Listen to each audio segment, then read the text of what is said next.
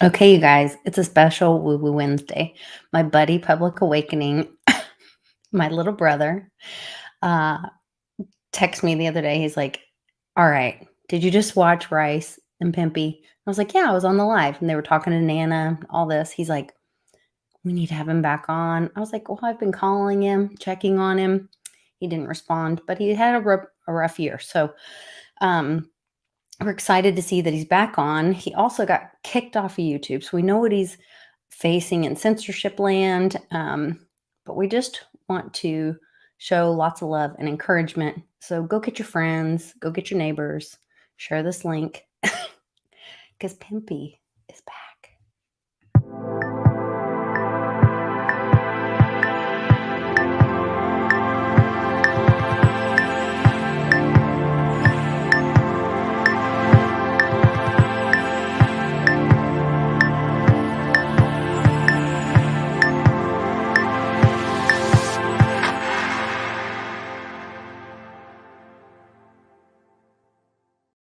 It's a late night Woo Woo Wednesday. Happy Wednesday, Public Awakening. How are you? Happy Wednesday. Very well. Very well. Thank you. Very well. You've been keeping up with everything going on. Look who's here. It's Pimpy. Down there. Over there. flash. There he is. What is going on, peeps? What you have to is do like the going whole on out there, peeps? the whole real one. Yeah. He's Is back. it the whole one, though, is it, what is going on out there, peeps? That's what I do. Yeah. It's funny because I remember in January the 6th when we were in Washington during that day, how many people recognized me by my voice? And I was like, that's kind of weird. I was like, no, it's not. And I remember one time I peeled off to the side by myself, and I was going to do this update, right? I was going to do it. And as soon as I came out I said, what is going on out there, peeps? This lady screamed right in my ear. I got scared, dropped my phone and shit. And I was like, what the? She's like, oh my God, you're Pimpy. I was like, why are you yelling in my ear? It scared the bejeebus right out of me. But yeah, that was one of those ladies pushing their stroller singing. What were they singing? They were singing Bible hymns. Bible hymns and stuff. And no, like, this one lady had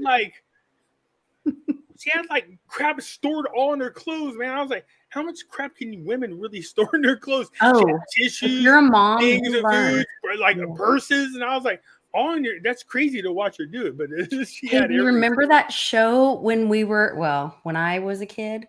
Pimpy, yeah, when you were a kid. I don't know about little brother over there, but and they would say it'd be it's a game show, and if you had certain things in your purse, then you would win whatever. What was that? Where they dressed up, right? Yeah, Monty was the host. Monty, let's make a deal. Was it Let's Make a Deal? Let's make a deal. And they were like, okay, if you have a whatever, I can't even imagine what to say, in your purse, I'll give you this $100 bill right now.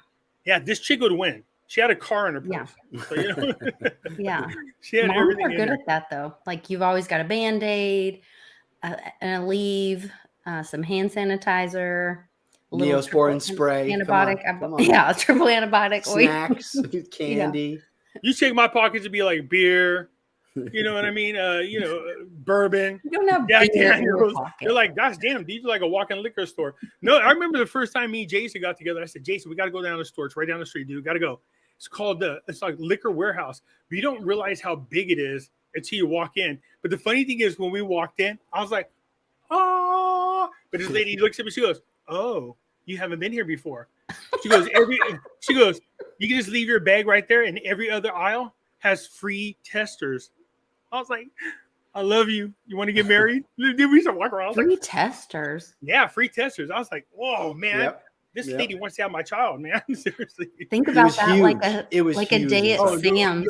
This place was truly a liquor warehouse. Yeah. It was huge. It was Costco with all liquor and little shopping cart. I swear to God, it was. I've never seen. It was the first place. It was the first place I've ever seen in my life where they sell styrofoam cups full of ice to go. Yeah. Never saw that before. The first place in my life. I was like, is this right? You guys got styrofoam? She's like, you know what happens when you guys get out that door? Was that in Texas? Funny you should mention that. In Texas? It was in Texas. I was like, it's funny you should mention that. We went right out the door and started drinking. Everybody say a little amen to Texas. Yes. That was awesome. It was a lot of the fun. Republic of Texas. Then we took the Uber. The Uber guy ratted us out for not wearing masks. Fucking prick. Oh, excuse me. He's sitting there with his phone. Which channel are like, we on? Are we allowed to cuss? Where are we at? I think you can cuss because I said this was for adults, but we don't talk about jobs or vacations. Oh, got that. Yeah, that's funny. Poor Rice. I know. But his last channel, though, I was like, friggin' vacations, just because. I know. It was funny. Yeah. A lot of fun. So you're in Vegas, I heard. Who is? 21st. You guys are. That's my birthday. It's my 50th birthday. So I'm not going. Really? Mm-hmm. You're not going? Is that no. right? Mm-mm. And I think the month after that is Boo Boo's 50th birthday. Oh, wow. Yeah. Boo Boo, look at you with the older woman. No, actually younger for you. What do you mean, older woman? Older for him, but then I remembered he's not my age. I was like, look, you ever heard of Menudo? If you get past the Menudo age, you can't be with me. That's the ongoing joke. So for those of you who don't know who Menudo is, they're a singing group. And once you got to this is going to sound pedophilish, but that's not what I mean. And that is once you get to the age of 16, they boot you out and they bring in new members, right? So I was saying, once you got over the age of 26, time for a new one. And it's got to be younger. No, Boo Boo is awesome, though. She is. Speaking of, sweetie. Not too far from here. She can hear you. Hey, Boo Boo. Hi, Boo Boo. Yes, she's wonderful. Hi. I've been on the phone with her. Yes, I've been on the phone with her before. She's a wonderful woman. A drunk Lisa talking on the phone is hilarious, by the way. Boo Boo. It just goes in circles. It just goes. Yeah, I love what it. are you talking about? I wasn't drunk. I was helping you. How Drunk. mean, man. My ass is fucking tired and drunk. You were the drunk one that missed your flight. I was the sober one. I was smoking dabs, and I was the straight one. I'm just saying. So you're ready for it? Let me tell you a great experience I had on drunk and missing flights. So, Dr. Ron Neer invites me to go talk to Robert Kennedy Jr. in Memphis. He's supposed to be there. To watch that. No, well, what happened was something happened. He didn't make it. So this is a while ago. On my way there, I'm laid over in Vegas, and I'm sitting there at the airport. And I call him up. I go, look, man, I'm uncomfortable about something. I only got like a $300 drinking allowance. He's like, is that going to be good enough? I was like, no, it's not going to be good enough. You know this. And I said, let me talk. What he said was, talk to God. Aren't you got to good with God? And I said, dude, seriously? I said, well, let's find out how good it is. So I put in $20 and won $1,400. Mm-hmm. So I'm laughing. I go, God said we got $1,400. For the record, no, I don't believe God gave me $1,400 to drink freaking alcohol, you guys. All right. So I get there. We have a great time. I'm flying back. You think you have to do a disclaimer on that? So because people go, God don't want you to drink alcohol. No, it was the joke. Jesus made wine. So yeah, so I'm on. I know. Just trust me. Jesus cheats when it comes to drinking games, man. He converts it back to water. So, anyways, I'm flying into Vegas. They're screwing up our flights when I'm going home. It's just a freaking mess. I'm pissed. I'm miserable. They charged me 3 times for one ticket.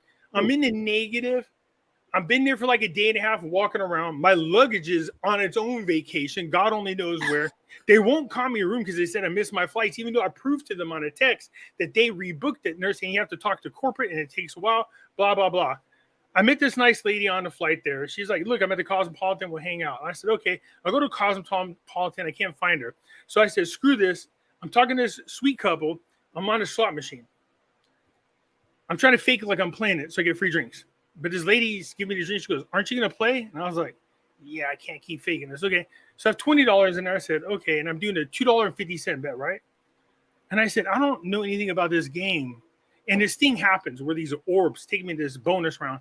I said, what is this? And this lady goes, oh, so you get the money for each orb. The goal is to try to get all 50. Not like, hey, just for clarification, because we watch, a lot of my friends watch Jean-Claude and the WooWoo dude, not orbs as in floating balls of light in the room, guiding you to something. Orbs as in little balls with numbers in it on a slot machine, and that's how much money you get. Yes. So I'm betting $2.50, and there's like, $5, $10, no big deal. So there's 15 little slots there, and 14 of them are now lit up. And I got 3 spins left, and I'm down to number 15. And for some reason, I could feel it's going to hit. And I go, so what is the deal with this 15? And there's now a mass amount of people behind me. I'm not really paying attention because I don't care. I said, what does this mean? What does this mean if I get this last one? She goes, oh, you win the big jackpot. And when she pointed, she showed me the $5,000 one. I thought, oh, that's cool. Cool. And she goes, why? I go, I'm going to get it. I can just feel it. So third spin, bam, it hits. The whole crowd goes crazy. And I'm like, scared the shit out of me. I was like, what's going on? She goes, oh my God, you just won $64,000. And I was like, no, I thought you said the big one. She goes, that's not the big one. That one. So I won $64,000, right? That's awesome. So no, that's the rest of the night. Once you win big money, you don't give a shit whether you win or not. Then you win all the time. I won another $7,000 on different things. I went to the roulette table, paid $100 a hand on my third hand hit, just because I was mad at the guy that was supposed to give me a comp room. Instead of saying I can't give you a comp room and why, I can hear it, but he wasn't telling me. I was too busy bitching at him the whole time to even care about the money. Anyways, I called up Doc, Ron, and Helen Bellin, and I'm telling her, boo boo, come and get me. She said, oh, I can't make it. Doc's gonna come out there. I said, I'll pay for it. I'm not flying because I'm pissed. I can't even enjoy my winnings. Cosmopolitan can't call me room. I said, screw you. I'm going to Bellagio. I get over there. I'm standing in line. This lady comes over. She goes, Miss Freeman? I was like, yeah. She goes, come with me. And I was like, oh. Uh-oh. Because they have cameras everywhere. I said, because I made a big scene, probably going to kick me out. And she goes, so I understand. She's on her little thing. She goes, I understand you had a good night. And I was like, yep, I would say so. She's thinking, I want the money you won at Cosmo to go into the Bellagio. Literally is in my backpack behind me. Yeah. And in my pocket is another $7,000. And so she goes, we heard the Cosmopolitan couldn't help you. We're going to comp you. We're going to give you your room tonight. It's taken care of. Don't worry about it. This man's going to escort you to your room. And I was like, escort me to my room. Okay, we're going to the elevator where in order for you to get to that floor, you have to swipe a card, right? And I'm like, what is that? He's like, oh, I got you. We're going down this hallway. It looks like The Shining, you know, where the twins are. So I stopped. He's like, what's wrong? I was like, hey, man, if these little kids jump out of this shit, I'm going to be pissed off. And I'm going to get somebody's ass. He's like, what do you mean? I go, are the little kids going to jump out at the end? Little tricycles. It's scary looking, man. It's just freaky because there's not a lot of people there. Come to find out, this is where the rich people stay. So the guy gives me they give me this suite. When you open it up, double door, is huge. And I mean, it's big. When I walked in there, I was like, what is this? How much is this costing me? He goes, no, it's free. It's comp room. And I was like, oh, so I'm walking around. It's huge. I mean, it's big. I come by the bar and I go, oh, yeah, so I need drink. How much are the drinks? He goes, no, it's free. This is what I did. I stuck my hand on his shoulder, so I acted like I was crying. I was like, he said, what's wrong? I go, it's free. He's like, yeah. So I tipped him $200. We get out of here because I'm going to drink every damn thing you have in here. You don't want to see this. But yeah, the whole bar was free, man. So, you know, Doc showed up the next day and Helen surprised me. She was there. And they come walking in. It's funny because Helen's waking me up. And I wake up and I go out in the front and Ron's like counting the money. He goes, Lord, you got a lot of money. There's like $7,000. I go, that's not even where the money is. Open the backpack. And when he opened it, he's like, holy crap. I was like, yeah. So we stayed there one extra day and just kept winning. We asked about this steakhouse, right? They sent us to the steakhouse. I'm not even kidding. I go, what? I want a good steakhouse. They sent us the freaking bill is like $4,000, man. I was like, wait, how much are the steaks, man? You know? No, because you order wine. The wine was expensive, but I got the Wagyu steak, and Ron got a good T-bone steak. And I mean, this shit was so expensive. I was like, okay, we're just going to do this one time. Because if I'd have known, even if I won a lot of money, I would not have done this. I just don't like that kind of stuff. But, you know, we drove home the day after that and just money all in my thing. So there you go. That's my... you had an experience. Yeah. It's I don't know. I mean, I guess we could still go. We're like, I just keep feeling like at any moment, the end of the world's going to happen. The military is going to come out. The banks are going to go down. Everything's going to get shut down. I can't get stuck in Vegas because my babies are here. I can't get, you know what I mean? Oh, darn, I'm stuck in Vegas. You know? Jeez. Ron was with me when I won $18,000 on a roulette table. So, did you just win $18,000 on a roulette table? I was like, yeah. He's like, you act like you do it all the time. I don't gamble, so I don't enjoy that. Walk the dog. That's Big Lovin' and Lizzie Booba. Big Lovin' and Lizzie Booba. Okay. Well, so I mean, so for me, it's about seeing the people. Aww. Say hi, Big Lovin'. It's like I'm camera He's kind of shy. No, he ain't a little asshole. He's a little asshole, just so you know. Got quiet though. Yeah. Go on. Yeah. So My big motivation, if I were to go, because I'm back and forth on this, I'm driving my poor husband crazy because he's a planner. He likes to know the plan. What is the plan? Yes. Tell him to bring the box. Tell him to bring the alligator head. We're on. Yeah. He's like, got to know the plan. What's the plan? What are we doing? What's the plan? I'm like, maybe like that week we could decide. Like, I mean, I'm making him, the poor man, crazy because I just feel like I want to be like, there's going to be so many people that I love there because of the Litecoin Summit and that other convention or whatever. But I do not want to get stuck out there.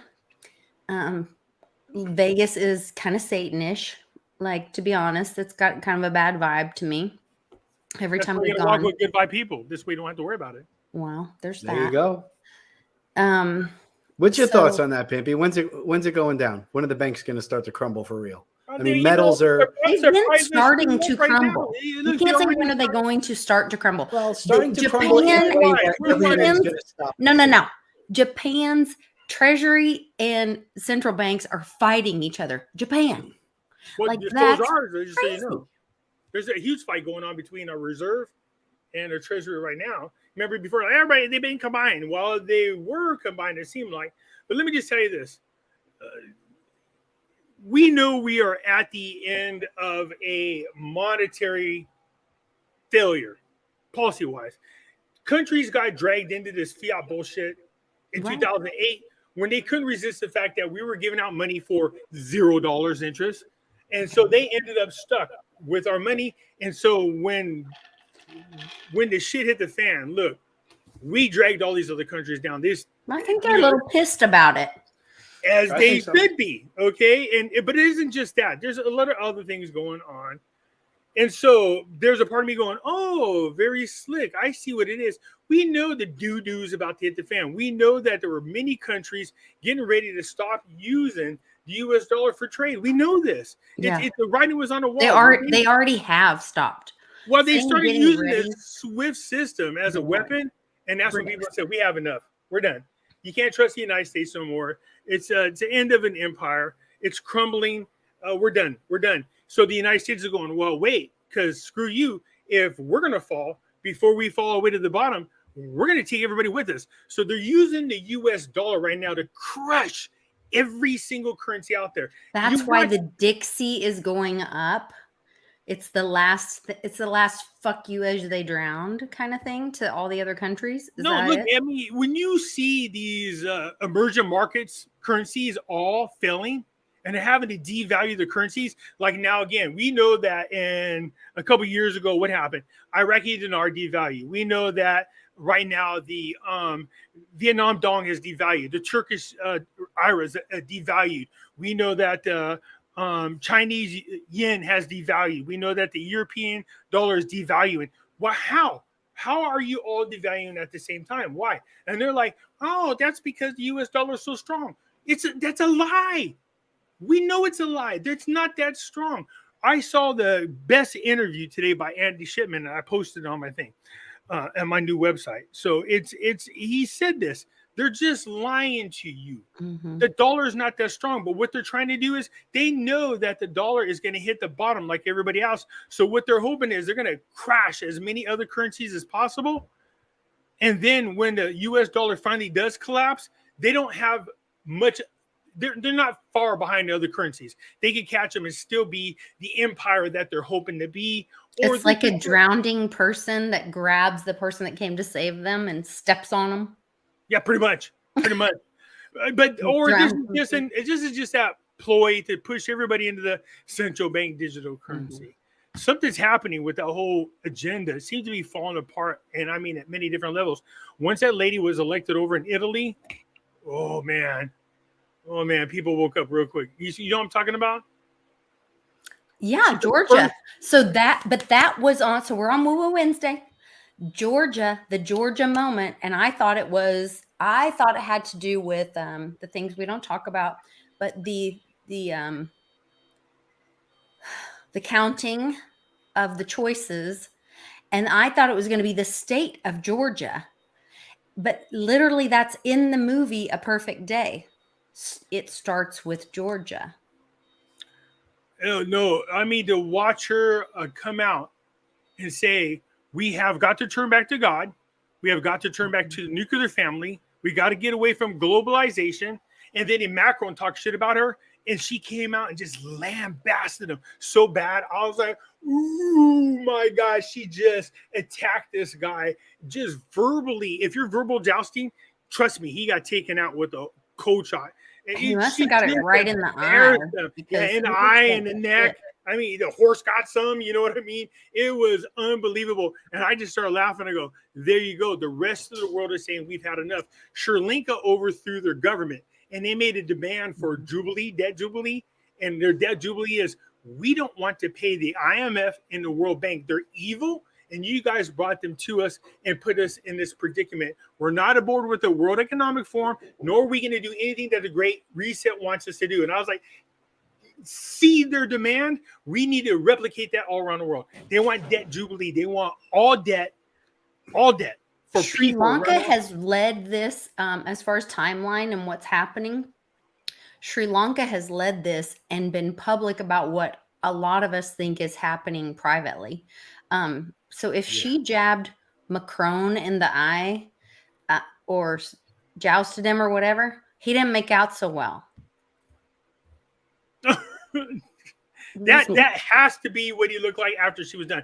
You got to look up her speech to her respond to Macron. He talked crap about her. They're calling her a fascist, and I go, does this sound familiar? People, listen, a fascist, a racist. She called out the child labor. She said, "You're asking for child labor in Africa to bring you electricity." Like, she just destroyed him. Nice. No, it was a brutal takedown. And of course, they attacked her the same damn way they attacked Trump. And now people are going, wait a minute. You're saying this about Trump, but you're saying it about this elected official, that elected official, that, Russia's helping all these people out. You're saying the same damn things. So there's something wrong here. Okay. And people are waking up to that. Thank God. People are starting to say it. Absolutely. Absolutely. So as far as the banks collapsing, whatever this agenda was, it's not happening as they hoped it did. There's no doubt about it. So would it be that the dollar collapses, but not the banks? Maybe the banks stay in place as a mechanism, but instead of robbing from us, they are going to serve us forever. Well, I remember a couple of years ago, we're doing the whole Nasera Jacera, the Treasury and the Fed got together. And I said, they'd be like, what do you think their goal is? I said, their goal is to bankrupt the Federal Reserve. And people are like, no, that's not going to happen. It's never. What's happening? They got $47 trillion on the books of debt. They're going to go bankrupt. But I go, the reason for the bankrupt is to purposely collapse the economies around the world, collapse the currencies, so that the World Economic Forum is going to run in and go, hey, we're the savior. No, you're not. And people know now they are the evil villains, and nobody's buying into that. So my problem is this. People really got to go to the website and study it. You got to understand how many major corporations around the world are involved, and they're against each citizen. We're talking about Coca-Cola, big companies like this. They are, if you do something that's against agenda, they'll attack you. And I remember like a year and a half ago, I did a video telling people, let me show you something. There's 500 major corporations that all agreed that if anybody tries to make the voting rights stricter, they're all agreeing to boycott that country, boycott that state or that city or whatever, to bankrupt them until they force them to do what they want. And that's exactly what happened with the whole, was it Georgia? Kemp, where Brian Kemp is, and Stacey Abrams. Is that Michigan? Yeah. Yeah. So they did that. Remember, they moved him out of the All-Star game, and then they moved him over to another. That's what they wanted to do. And they're still doing that right now. So what you got to do is pay attention to that list of corporations and never, ever, ever, ever do business with them again. So my hashtag is #bankrupt every one of those bastard corporations, for real.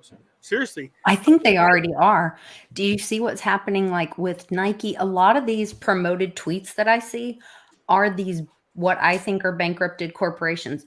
A few years ago, Public, what was that one? No, you know what they were doing? Kitson. Do you remember Kitson?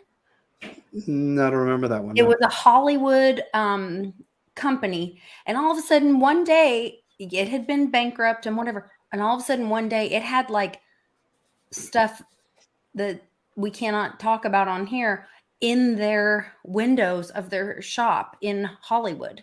And I was like, oh, yeah. what the heck? No, I think what these corporations agree to do is, look, if one of us gets hurt, we all pick up the slack for that company, money-wise.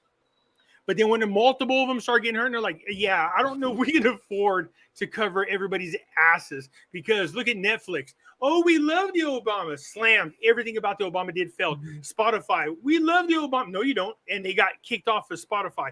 I mean, they're not as popular. PayPal gets hit for talking, swatting people that have opinions other than the woke agenda. No, people are waking up. Somebody said, Pimpy, do you think the world's getting more evil?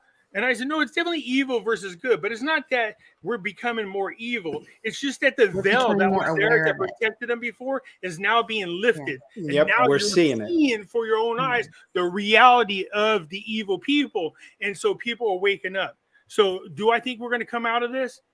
Yeah, I do. I don't have any. Is that to Chuckster? Yes. That is Chuck. Chuckster! What's happening, my brother? PayPal, yeah, definitely. Had the nerve of them. Seriously, the nerve of them to come out and try to tell us what they said. The fact that they still boycott people that they don't agree with is people. We got to look. People are like, well, there's no alternatives, Pimpy. Yes, there is. Yes, there is. I actually got involved with. This is going to sound crazy.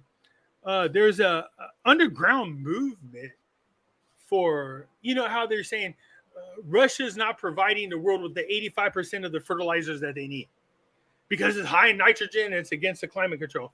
But before that, I was already working with people who do worm farming. And I was like, worm farming? Like, what do you do? And you find out that the worm compost is way healthier for the environment, way better. And you get 33% more yield. And so now I've been on this, you know what I mean? This worm farming. Did you just say 33% more yield? Yes. Pimpy. I know you don't like the number, but it is. So, I'm not one of those people get caught up in that bullshit, man. I will just for jokes, but I don't, because I go like this: good, evil, good, evil. Now there is a thing. Now I will be honest about something, because somebody said, "Didn't you believe in magic?" I go, okay, you can't say, "Do you believe in magic?" This is word joy. I understand how magic works. I understand how numerology works, but the way people are talking about it is wrong. So when they go, "Oh, this symbol," no, you're not doing it right. So therefore, I'm not threatened by it, because I understand it the right way. You know what I mean? I understand what the symbolism is. I understand what the numbers are. You know what I mean? So do you think a lot of the numbers right now are is a lot of that being reversed or used back on the darkness, the evil? As in reverse magic? Sure. To some degree, there has to be. Well, no, here's the thing. And it does. Okay. So that we're on the same page. Understand how magic works. And they've been using this for freaking decades. Forever. It's like symbolism. a tool. People don't understand that our actual language is a form of spell casting. How you put your words together. All right. They call it spelling. Sure. Yeah, it is. Thank you. And so it puts this veil there.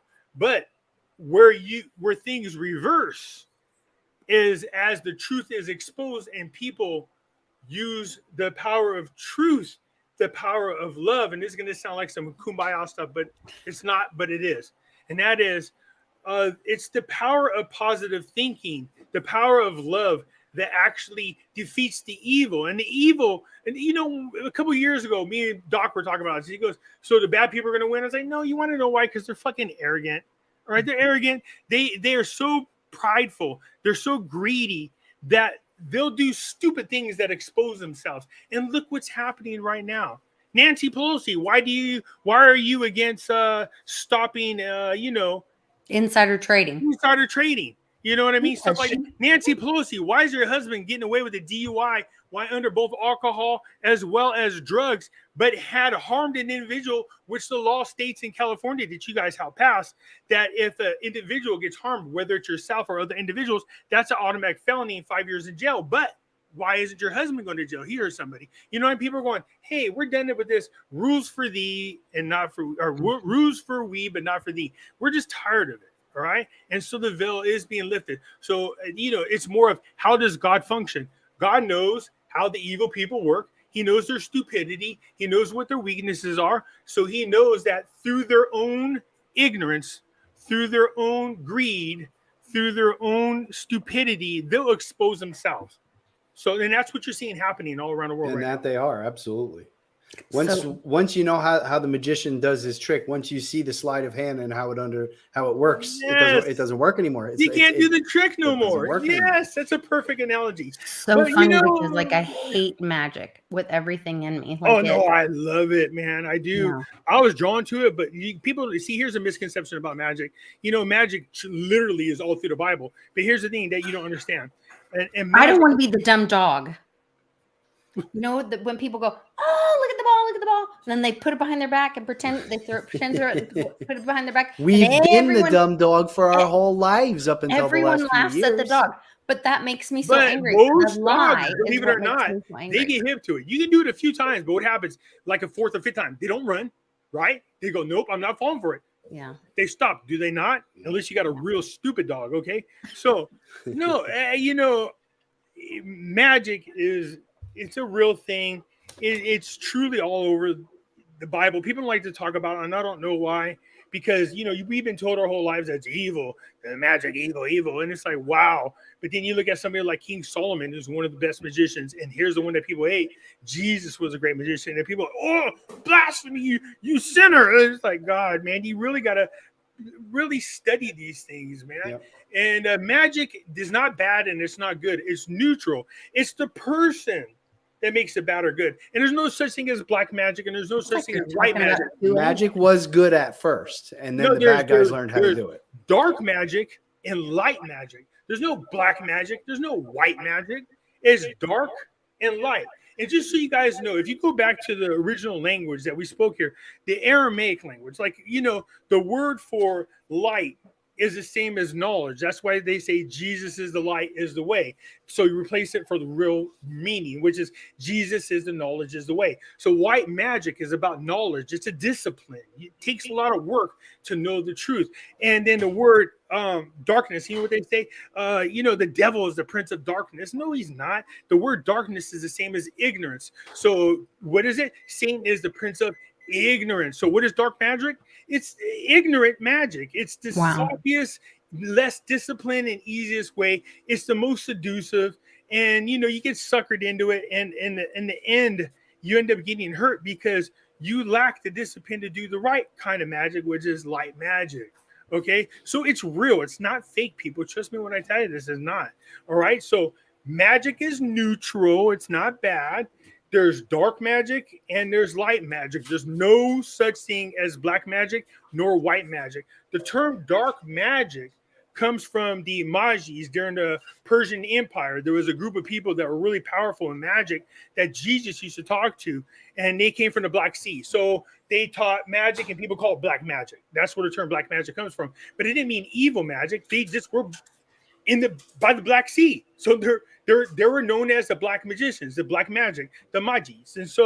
And there were the three wise men that came, seen Jesus when he was born. Well, not three, nobody knows the number. We were told it's three, but I don't want to get too into this because there are a lot of Christian and religious people that get bent over this because they don't want to hear the truth.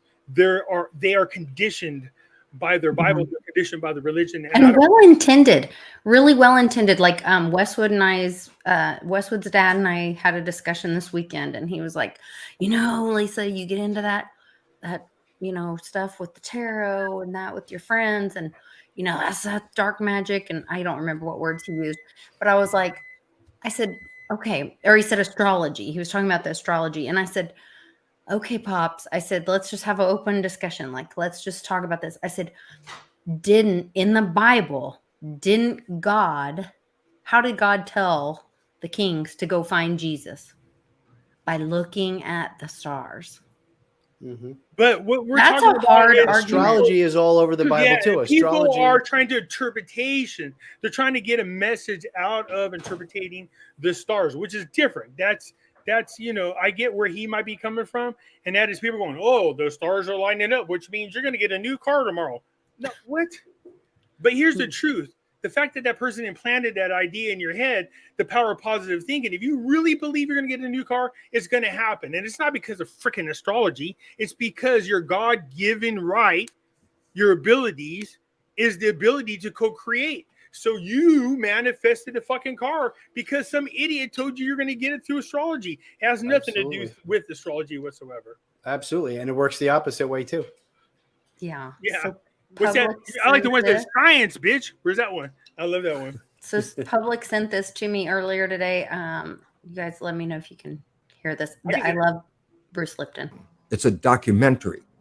Every human, and it's a fact, every human first 7 years is download hypnosis. The brain of a child under 7 is in a lower vibrational frequency. When you put wires on a person's head, you read electroencephalograph, reading brain activity. A child below 7 has a lower vibration than consciousness. It's called theta.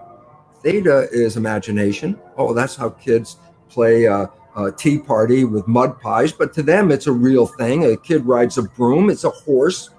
That's theta, imagination. Theta is also hypnosis. And the idea is this: before you can become conscious, if you don't have any programs, what are you going to be conscious of? The movie The Matrix. Okay, so that's the movie The Matrix. So if we are there, we've gone past theta and we're in consciousness, then to become awake, not woke, is that this painful process that we're going through right now where we're becoming collective consciousness? Okay, so you hear religious people say this all the time. Oh, the second coming of Christ, the second coming of Christ. There's no second coming of Christ. No. Christ has never left. I agree. Christ is still here.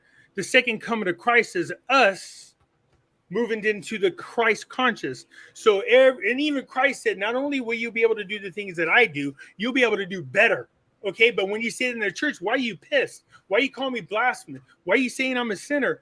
When God said that, I say that you are the children of God. Because the Pope wants you to have to go in a little box and pray to him and ask him to talk to God for you. Yeah, I give money. You give that money. That's why the church does that. Yeah, okay, so let me just throw this out there for my Catholic brothers and sisters. I grew up Catholic.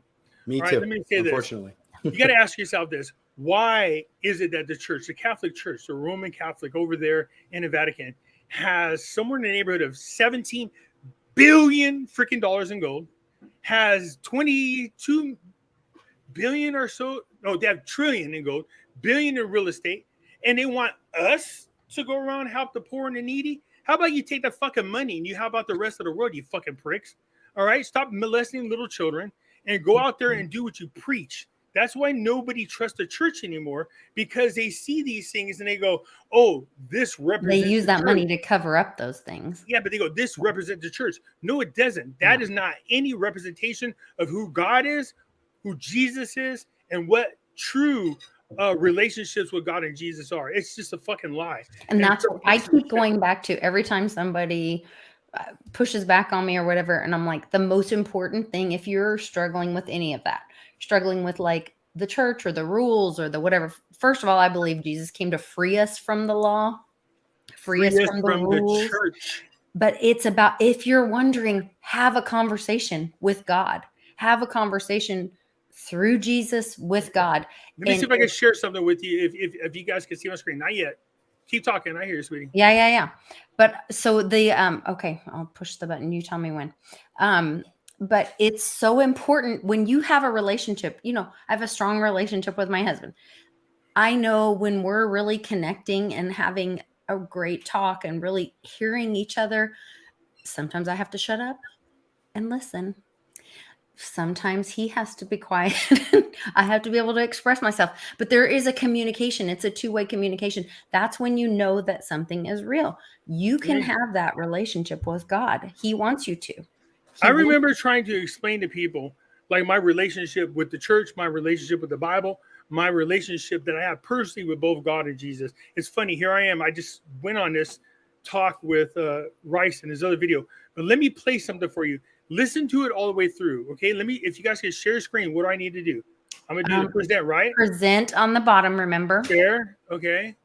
And then it says share or present and then share. And then I'll be able to click it and it'll come up. Where's it at? Can you see that? No. Did you say present and then share?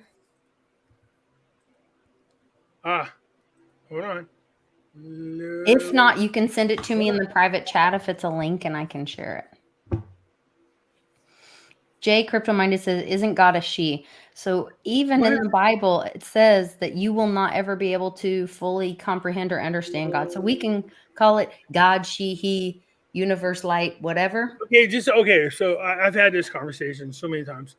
So when people are talking about, okay, so I got in this huge argument about homosexuality because it's a big thing inside religion. And God does not see you like you see yourself. Okay. We are a vibration. All right. We're a human. So we're a vibration. So God doesn't see a female or a male. All God sees is vibrations. God sees us in our true forms. What we see of each other is our own interpretation of who we are. It's wrong. I mean, it's right, but it's wrong. There is no, to God, there's no male, female. So when you go about, is homosexuality wrong? God's like, what are you talking about? You know, you're talking about two vibrational people that love one another? No, that's not wrong. And that's against a lot of what religious people believe in. And they get stop. Interesting. Okay. Good point. Nowhere in the Bible does it say that God said or Jesus said. It was an apostle who said that homosexuality is an abomination. So my entire life has been my own personal journey with God and Jesus, despite the fact that I drink a fucking shitload and I've done drugs in my past and I'm a womanizer. You know, that has nothing to do with my own personal lessons with God and Jesus. I mean, if Doc was here, he'll say, Doc told Rice that Lee is an actual prophet. And I hate that term. I don't do that. I don't like that because I don't want people to be looking at me like, oh, no, stop. Let me just say this right now. My relationship that I have with God and Jesus, every single one of you guys can have the same damn relationship that I have. Every one of you. God keeps saying, where are you at? All you got to do is start talking to God. The difference between you and me is this. I was an impressionable child in church, and this man told me that God would talk to me if I just talked to God back, and I believed him. And every day I started talking to God, and before long, God started talking back. And as time went on, Jesus started talking to me. And I jokingly call him the artist formerly known as Jesus because it's not Jesus. His real name is Emmanuel, which is the God within you. And Jesus said, I came down to earth with many names because I don't want people to know my name. I wanted you to learn my lessons. You know what I mean? And I was like, where were you between the ages of 13 and 30? And I learned because I asked. You know, I remember going to comparative religion class, and this guy was like, why are we here? And he's, being silly. Well, not being silly, but that's how he starts the class. Comparative religion class. Why are we here, and what are God's plans? And I raised my hand. I'm looking at my book, and he goes, yes. And I noticed that the rest of the class, nobody raised their hand. And you have all types of religion, Muslims, Christians, everything in there. And I was like, I was going to answer your question. He goes, it's a rhetorical question. Nobody knows the answer. I go, no, that's not true. I actually do. He goes, how do you know the answer? And I was like, why would you? Me and Jesus are having this in my mind. I'm like, why would you do? You know I don't like this. Why would you do this? He's like, answer the question. I was like, I will. I said, there's an answer to it. And I spent 4 hours in his class explaining to the students in there why we're here, what's going on. And when we were done and everybody was in the class, this guy said, I've taught this class for 17 years. 17 years. I have never heard anybody talk like you do. And I was like, he's like, it's phenomenal. He was taking notes, writing. And he's like, where do you get your information from? I was like, then you're not listening to me. You're not listening to me. I'm not making this up. I talk to God and Jesus. And they talk back, man. And this guy said we should write a book called I Talk to God and God Talks Back. I go, if you want it, let's do it. But, that's where my information comes from. But understand that my relationship with God and Jesus is my personal relationship. So what I learned in my lessons is for me. Okay? You have to establish your own relationship. I don't mind sharing the information that like I'm doing now. But what happens is my whole entire life, I tried to drink and drug God and Jesus out of my life. I did. I resented the fact that I had the kind of relationship that I did because it was scary. There's a lot of responsibility. People treated me like a weirdo. And so I stopped talking about it for years, decades. I would not talk. I didn't trust nobody. I would talk to Jesus and God quietly, but I would not share my experiences. And then it just changed about 2 or 3 years ago. And I was doing a April and AJ show, and for some reason I came out with it, and just, it was time, I guess. But Doc's known me for over 20 years, and me and Doc had these conversations. Doc's like, I believe Lee's a prophet. I'm like, I don't do that to me. Do you understand what that does to me? We can all do if you share. No, I'm like, look, here I'm in a bar getting shit-faced drunk. Here I am popping drugs. Here I'm with 700 different women. Does that guy look like a fucking choice of Jesus or God to you? No. But I remember he said a prophet, though, meaning like this preacher's being sincere. He's like, you really are a man of God. I was like, don't do this to me. Do I look like a fucking man of God? I mean, look, I drink. And he goes, what do you mean? Have you ever read the Bible? I was like, no, that's the thing. I have not read the Bible. Your sin is like, he's like, look at all the icons in the Bible are murderers, hookers, drunkens. And he goes, so I asked Jesus one time, why me? You know what Jesus said? Why not? And I was like, damn it. You know what I mean? So, not that I want to go down here because last time I spoke about this, my channel blew up, but people wanted to talk more in that area. Here's what I can say to people, and I mean this with all my heart and sincerity. It's not like, oh, I'm special. I'm not. Everybody, every single one of you out there have the same ability to talk to God and Jesus. I remember one time asking Jesus, why aren't people doing this? He says, because, they're not shutting up and they're not listening. So I remember this preacher talking to me, and I snapped, and I didn't mean to, but I was pissed because this is a religious leader. And he's like, how come I don't have the type of relationship with God and Jesus you do? I said, because you never shut the fuck up and listen. And she's like, calm down. And I was like, I'm sorry. But because that's the honest to God truth, because people don't ever shut up and listen. And when they do hear God or Jesus talking to them, like, oh, it must be kooky. It must be in my own head. I must be making this up. That's how it always appears at first. And then over time, you refine it and you realize that, no, you're just not making shit up in your head. Pimpy, I think they also think they have to be good enough to talk to God. They think they have to go say, I'm sorry for this. You should say sorry. But let me just say this. Look, trust me, if they wrote a movie about my life, people go, how the hell is this guy talking to God and Jesus? But if you heard what I just said, when I asked Jesus, why me? And Jesus said, why not? But until you grasp what that means, you're never gonna understand. Okay, Jesus, like, why not? Why not you? All my life's experiences have benefited other people, all of them. People are like, oh my God, you don't know what I'm going through. I'm like, oh, you have no clue. My whole life is a fucking living rock. I've lived a rock star lifestyle, the Hollywood lifestyle, without actually being famous.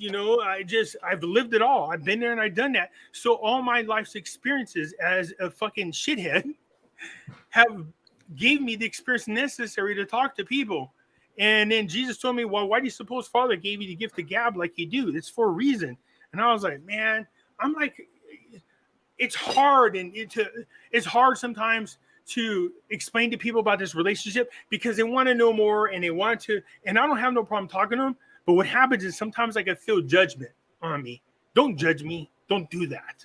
Don't judge God. Don't judge Jesus. It's but like maybe well, you're God just and Jesus opening the door. Everybody. Not everybody. That was another thing. Like I used to really resent this one church that I was at because it was a very much like a seekers church kind of thing. And then I learned like that's their job.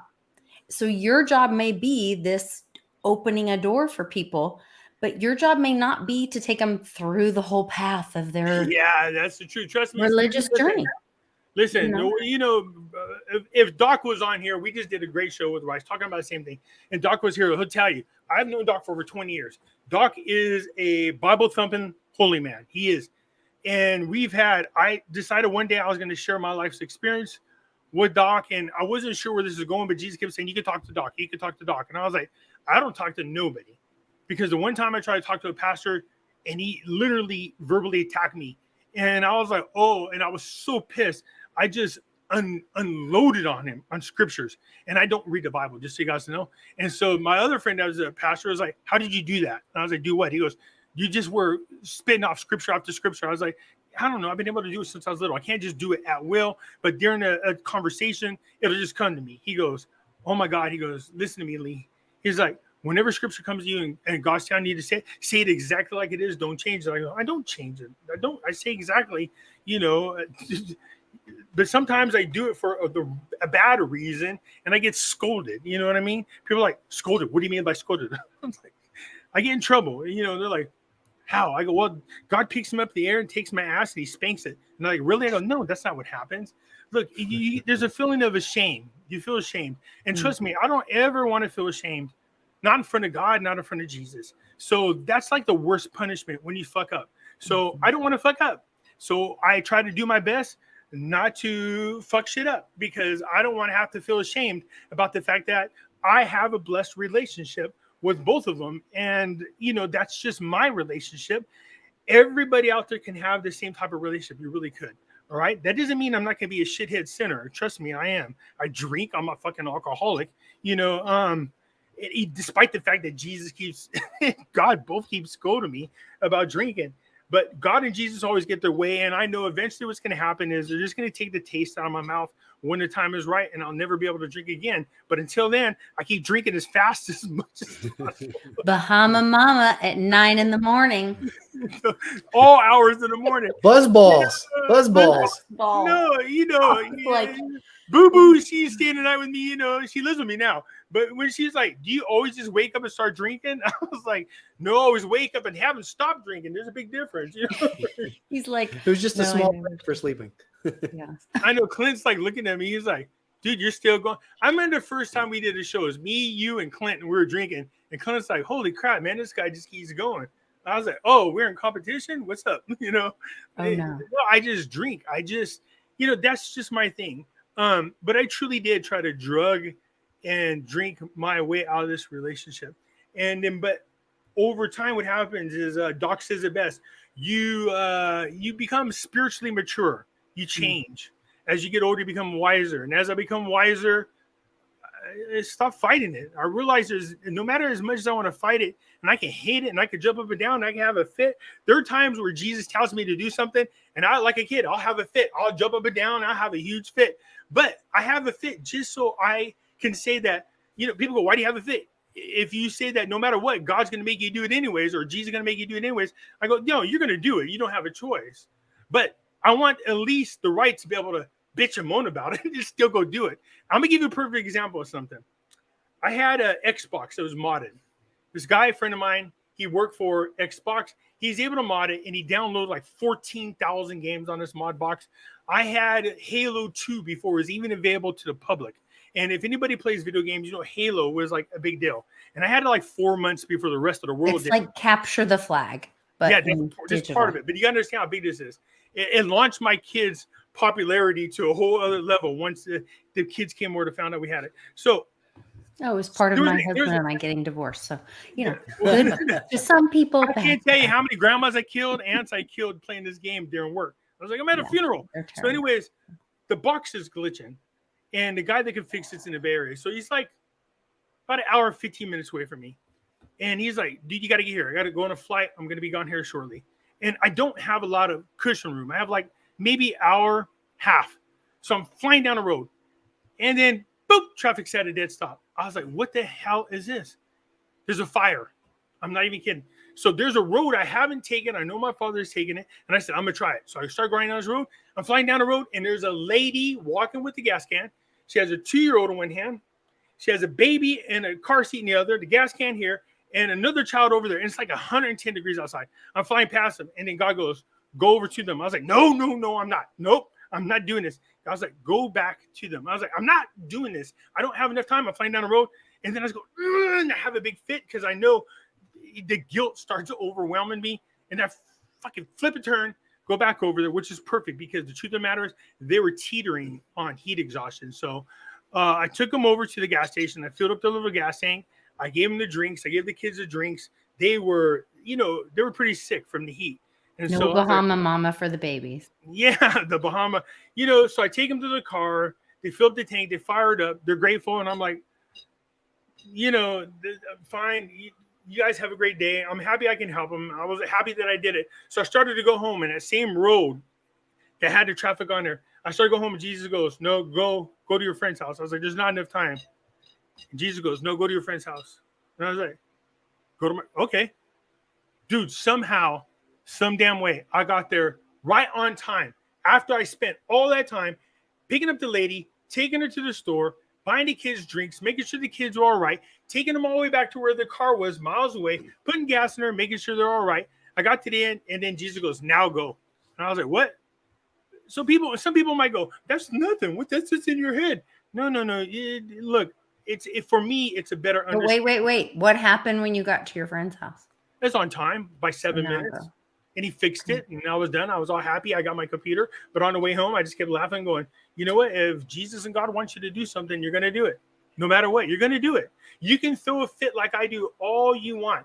But if you are meant to do something, you're going to do it. But you're also going to have the tools that you need to do it, because you thought you didn't have the time to do it, but you had the time to do it. Yeah, that's the thing. When it comes to time, time is not, okay, here we go. Not just time, but any resource.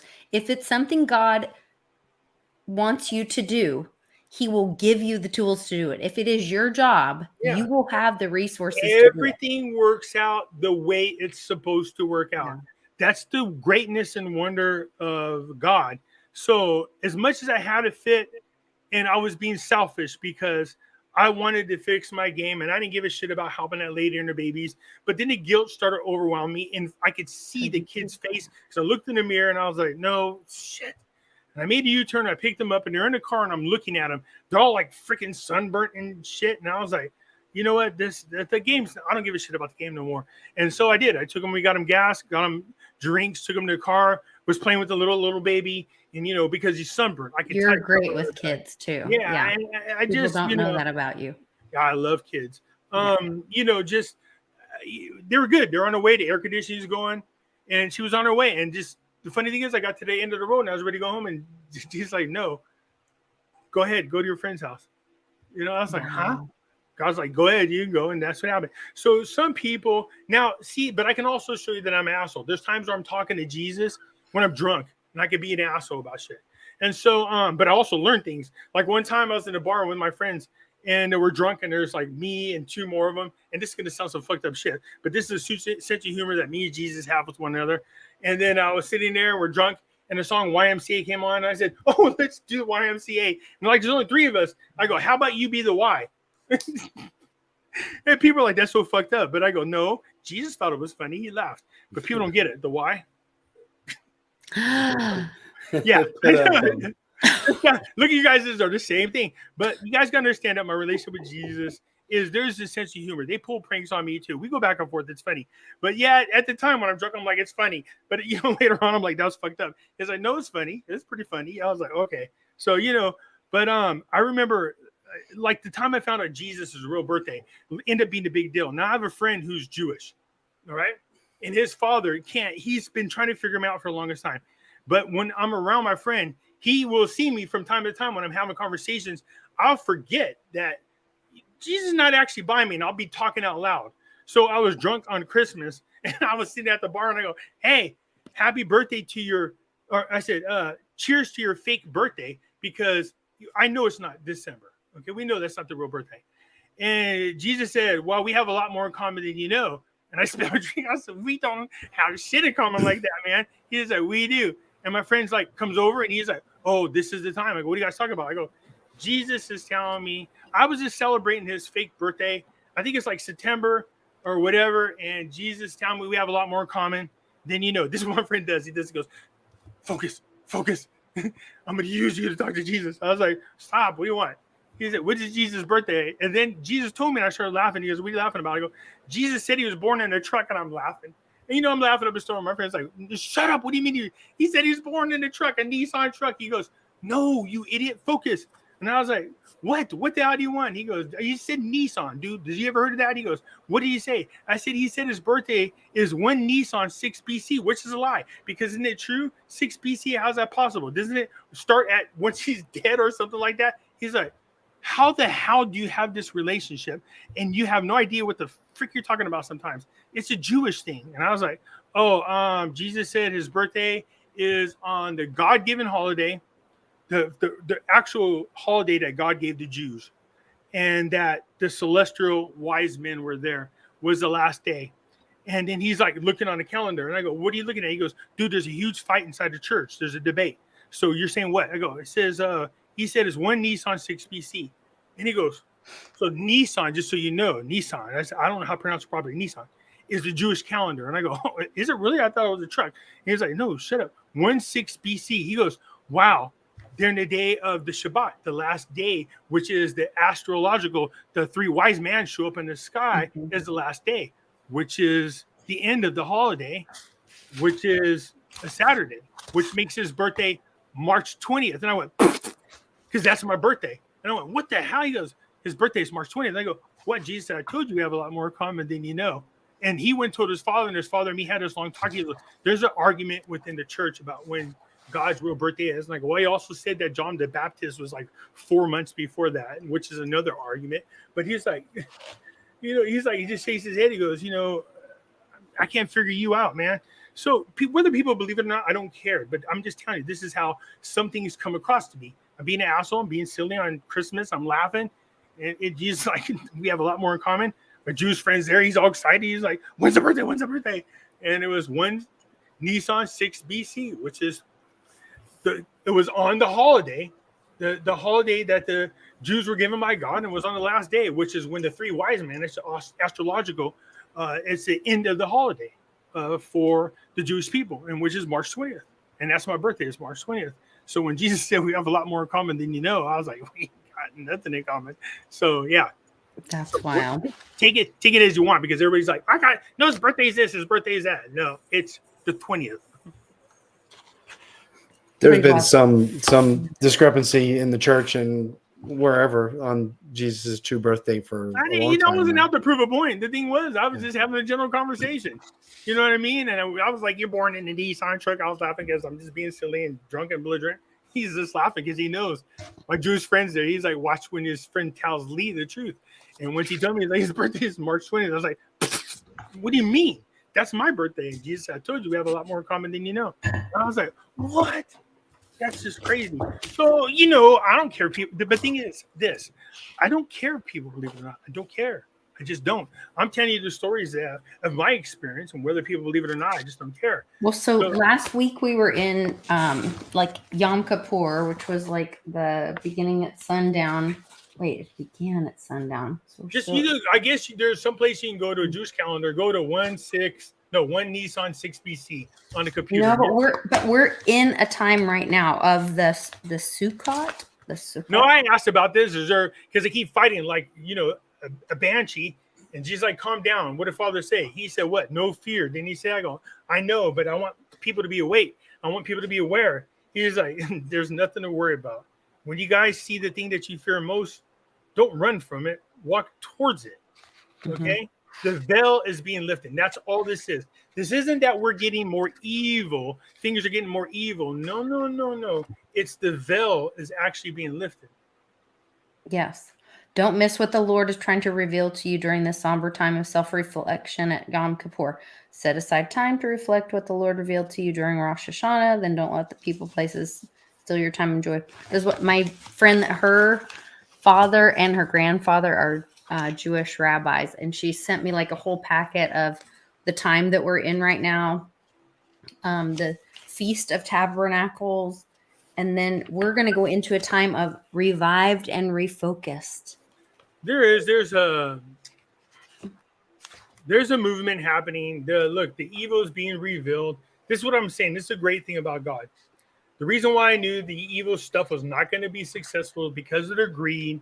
It's because of their stupidity. Their arrogance is why they fell. If they could ever unite and stay on the same team and push the same agenda, they could be successful, but they can't, because their own greed and their own stupidity and their own arrogance keeps them from being successful.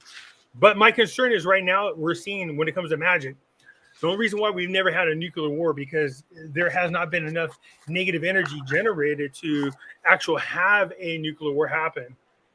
There you go. That's why we haven't had a nuclear war. Because God is our protector and our provider. Well, yeah, and right now they're trying to use fear through the news to conjure up the right amount of energy to make it happen. But the only thing I didn't like is I said, look, nuclear bombs are different. They're not like big missiles anymore. We got tinier versions of that. And then he just said, what did Father tell you about fear? I was like, all right. Okay, I'm not feared. I don't care. Even if a nuclear bomb went off in my backyard, I'd walk towards it, not away from it. I'm not afraid. All right, I've already died before. The only thing I'm concerned about is how I'm going to die again. I don't want no asshole to stick a gun in my head and shoot me. I mean, that's kind of scary, but I'm not afraid of death itself. Death isn't shit. I've been to the other side. I know it happens. And when you try to tell people, they don't want to hear it, right? They don't. And that's fine. I get it. But the truth is, look, I didn't even want to come back, all right? I had a big fit about coming back. And there's plans for me here, whatever it is, I had to come back. And so here I am. I even try to be slick. I mean, I see relatives there. I go, okay, if we communicate, can you give me the lotto numbers? And they're like, yeah, we can. I got lotto numbers. And come to find out, they actually worked. Except for they're assholes because it only won $4. I guess I should have been more specific about my lotto number winnings. I was like, leave it to you guys there. I can hear them laughing though. I was like, I woke up and I literally started writing numbers down. I go, these are lotto numbers. I'm going to win. And sure enough, I won, but it was only $4. Winner. Pimpy So we went way off in left field. Sorry, you guys. No, how about the midterms? Fantastic. No, it's great. I'm so glad to see you again. I'm glad to connect with you. We got to do this more often for sure. Yeah, I don't have a problem. Sorry, I've not been. I just was worried about you, and I knew you had a lot of personal stuff going on, and so I had reached out to you. A lot of people tried reaching out. I just didn't feel like and talking. You were not in a day to reach back, and so then I have, you can only not get a response so many times, and then you stop reaching out. I feel so special, Pimpy. Oh my God. Special, just so you know, you're special. Yeah, you're very I always get that text back. No, I mean, I got like a lot of other YouTubers like, man, dude, you're not responding. I'm like, I can't explain it to them. But I'm not just a YouTuber to you. No, sweetie. You know that. I mean, you and I are friends, I thought. No, we are friends. And I guess I worded it wrong, okay? The other people that I spoke to, I just shut out the rest of the world. You know what I mean? I just didn't feel like talking to nobody at all. Not at all. And there was a time when me and Jesus were talking, and I said, I really don't feel like talking. And Jesus like, no, I understand. And there was a silence for a while. I just wasn't sure what it was I was reflecting on. It's like one negative thing after the other happened. And I remember Jesus telling me before it happened, he's like, hey, you've been prepared. You've been preparing us for a long time, but there's a spiritual war coming and you're about to be attacked like you wouldn't believe. So you know what to do. And I was like all arrogant about this shit. And I was like, oh yeah, no problem. Bring this shit on. But then when it started happening, I was like, ouch. It's hard. Ouch. Yeah. And so Jesus like, we're still here. I go, I know. Especially, I've not forgotten that. Especially when it comes out of left field and you don't see it coming, man. Yeah, man. I told my sister and my mother not to get the thingy-jiggy. And they both did it, and they died 2 weeks, from one another. No. And my freaking dog, this could sound terrible, but my dog's like a family member, So my dog passed away, and then I had one thing after another thing after another. I was like, dude, seriously, when you said I was going to be under attack, this is taking this crap to a whole new level.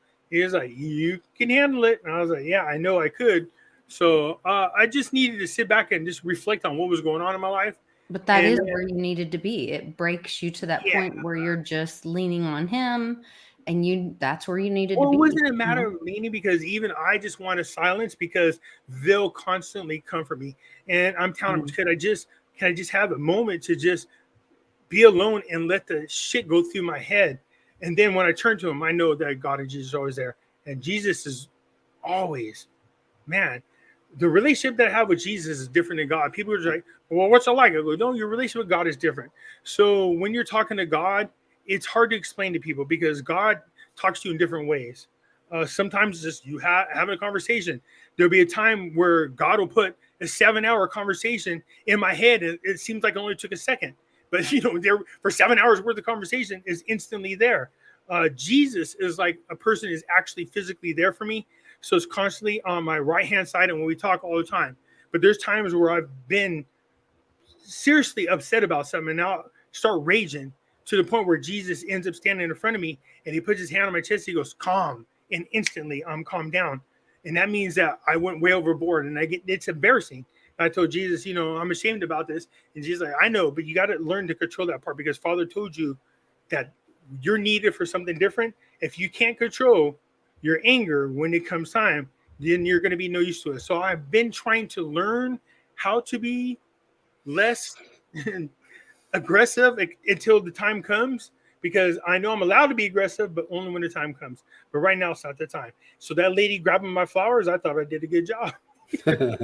You did. Yeah, you did. So I was like, you did. I still think that was a distraction from the exit of whatever was going on there. But yeah, whatever it was. But even I told them guys, don't even think about it, man. You even the mood I was in, I was like, you're spoiling my good drinking mood, which is really bad for you guys, man.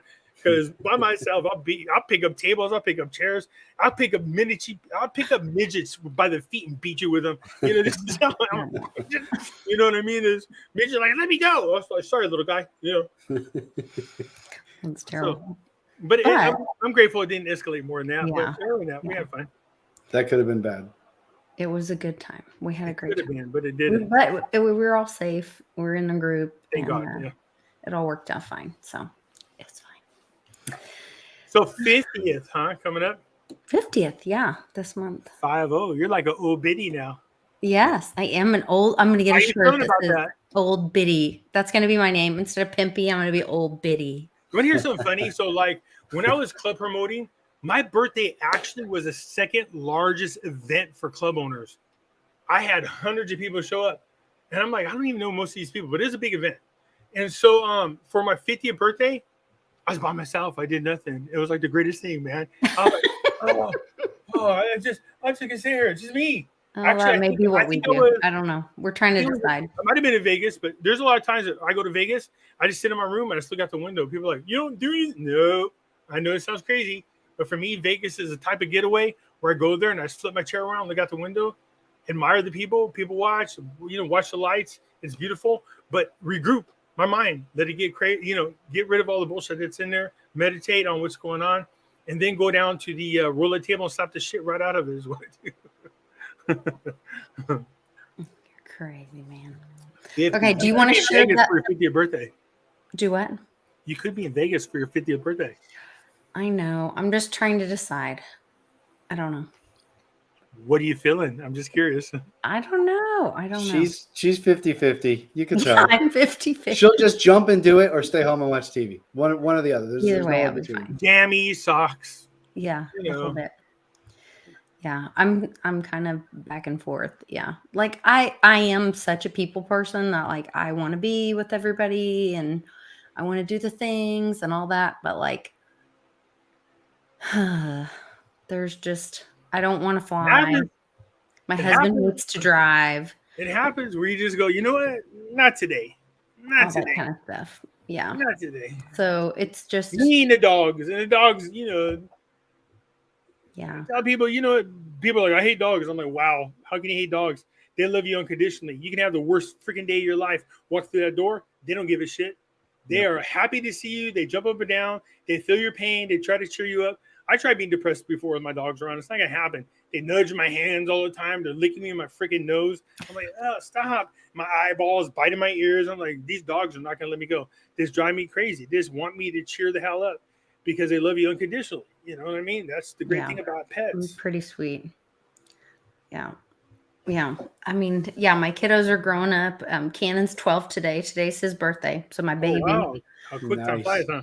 My youngest birthday is 12 today. Ken. Yeah. Pretty wild. And we went to Tulsa to see my oldest, who's 25, almost 26, and have lunch with him. And he's talking about, they may start a family in the next couple of years. And like, at least they're planning. Yeah, it's a really exciting time in my life. And I'm really happy. I have a really amazing husband. I have great friends. We're doing these meetups. Chuckster. The Chuckster. We have like, we did a Westwood, but we have some stuff planned. So in January, or early February, we're going to do one with Amy Weir, and she's going to drag Bix out, and we're going to do like a retreat thing. Another person that people want me to meet. I don't think I've ever met that guy. Book study. Yeah, he's a great guy. Bricks and Uncle Cliffy. Everybody's like, yeah, I'm talking about Uncle Cliffy. I'm like, I don't know who these people are, and I've not met him. So yeah, and I love Uncle Cliff. He just told me he was proud of me of my recent interview with Reggie, so that made me feel. I got a big pat on the back from Uncle Cliff. That made me feel really good. Jason, you talk too damn much. What the hell's going on with you? I'm just listening. With you, there's no reason to talk. You just keep going. He's like, I'm just happy to be here. No, I'm just chilling out. Listen, this is great. I'm a big fan of both of you, to be honest. Legend. I'm gonna get him like, you the legend. He's like, what's no? My name's public. I was like, it's Legend. I'm like, why? He says that just seems more appropriate. Yeah, just roll with it, buddy. Just roll with it. When I give people nicknames, it stakes. Like Future Baby Mama. You know, that's the other one. Future Baby Mama. Not happening. So, no, never say never with this guy. You've seen the voodoo that he's got. The funniest thing was we were just screwing with her, remember? And I said, look at her. She's on the couch. She's thinking about our kids. She goes, what? How can I not? He talked about it so much. Lisa's response was classic. What? Are you serious? I'm like, stop talking. Right now, everyone is cut off and going to bed. Right now. Everyone's finished. Yeah. That was a great 4 night. a.m. Yes. Yeah. He talks about it so much, now I'm wondering. That was the end point. Yeah. He plants these little subliminal messages, and all of a sudden, poof, it goes. It works. Dude, I walked right through the door and said to right after Giko, too. What's up, Future Baby Mama? She's like, what? I knew it drove her crazy after that. But it was fun. It had a lot of fun. And they're all great people. I like Mitch. You know what I mean? Of course, Clint. You know, I don't think we've ever met anybody that's ever showed up has not been a negative person. Everybody's been good. So I'm grateful for that. It's a great group. Except for that one lady group of people that you were trying to protect me from, that she was trying to, she was going to make me a star. She was going to make me a YouTube star. And you were like, so tell me your plan. Tell me your numbers. Tell me how amazing you are. And she did not like you calling her out. She's like, just give me $10,000. Yeah, I remember this. I was like, let's sit down. Let's have a talk. What can you do? What are you going to do for me? What is your plan? Show me your business plan. Oh, my God. That was classic. I also remember the beautiful lady from Dallas that took us to her museum. Yeah. She was great. She was great. Awesome. Was really she was like, my employees knew who you are. And I walked in and they let us have whatever we wanted. I still got that necklace here. I have those earrings they gave me. Yeah. Yeah. It was awesome. Yeah. She's a wonderful person. So, that's the other thing. We meet great people along the way, I still have not met Johnny Ham. John. Pimpy, that is the thing. If you come to, if we ended up going to Vegas, that would most likely happen. John Ham? John Ham. He should be happy now. He's got more subscribers this time. Remember last time I went to talk to him? He's got more subscribers than me. Yeah. Okay. Well, guess what? Now you got more than me. Well, you can pay for him too. Oh, I'll be done. Anyway. Mine's organic. So, anyways, I know Renee's like, fucker. He's listening. So when you're speaking of subscribers, you got swatted again. Not again. This one is major. Where are we rebuilding? Where can we go watch you? You can go to, I changed the name, which, we still have not been able to share the screen. I wish we would have. I can share. I mean, I can put stuff up. And you had it up there a second ago, and then you pulled it off. Oh, did I? Here, let me send something to you because whether you want to share this or not, I'm gonna send it right now to you in the thing. But this changed my life. That one video did. Okay, but I'm gonna tell everybody where you can find me. I have a new channel, just so you're aware. It's called The Other Side of Things. This allows me now to be more broad. Before, when Pimpy's investment chat, I had to speak about the things I spoke about. But the other side of things allows me to be, open about a lot of different things. You see me and Doc are on there. I still talk about the dinar. I still talk about gold and silver. I still talk about all the other things. But now, since it's called The Other Side of Things, which is the other, does it just have a little floaty thing, or just clouds, or what is it? No, he's got his new logo. Oh, the new logo that's up there? Yeah, that's the other thing. Somebody said we're gonna change that. Wait, go, scroll up. Well, I don't think that's it. No, that's not it. Here you go. I'll send it to you right now in the message.